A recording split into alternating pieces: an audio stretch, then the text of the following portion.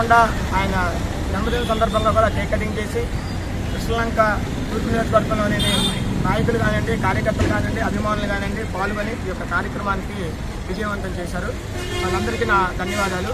ముఖ్యంగా ఈరోజు రాష్ట్రంలో పరిస్థితులు ఎలా నెలకొన్నాయనేది రాష్ట్ర ప్రజానికి మొత్తానికి తెలుస్తుంది. మహానేతటువంటి రాజశేఖర రెడ్డి గారు ఏ రోజైతే 2009 సెప్టెంబర్ 2వ తారీఖున ప్రమాదవశాత్తు హెలికాప్టర్ మరణంలో మరణించారో ఆ రోజు నుంచే మన రాష్ట్రం అధోగతి పాలకి మొదలుపెట్టింది. ఆయన చేసినటువంటి సంక్షేమ పథకాలు కానివ్వండి, ఆయన చేసినటువంటి జలయజ్ఞం కానివ్వండి, రైతు భరోసా కానివ్వండి, ఆరోగ్యశ్రీ కానివ్వండి, లేకపోతే 108 కానివ్వండి, ఎన్నో సంక్షేమ పథకాలని ఆ తర్వాత వారు కొన్ని తగ్గించుకుంటూ కొన్ని పెంచుకుంటూ లేకపోతే కొన్ని నిర్వీర్యం చేసేసి రాష్ట్రాన్ని అధోగతి పాలు చేశారు.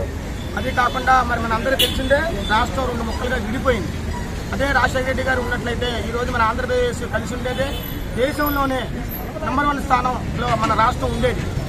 చేస్తారని చెప్పి మీ హామీలు నమ్మి వేశారు కాబట్టి మీరు హామీల మీద దృష్టి పెట్టండి, హామీలు చేయండి, అంతకన్నా మీ ప్రజలు మన్ననలు పొందండి. అది మంచిది. కానీ ఇలాగా ఒక రాష్ట్రాన్ని రావణ కాష్టంగా మాత్రం చేయొద్దు. దయచేసి కూటమిగా గెలిచినటువంటి పవన్ కళ్యాణ్ గారికి కానివ్వండి, నారా చంద్రబాబు నాయుడు కానివ్వండి, రెడ్డికి అని చెప్పినటువంటి నారా లోకేష్ గారు కానివ్వండి, మా అందరి విజ్ఞప్తి ఏంటంటే రాష్ట్రం యొక్క అభివృద్ధి చేస్తామన్నారు, దాని మీద దృష్టి పెట్టండి.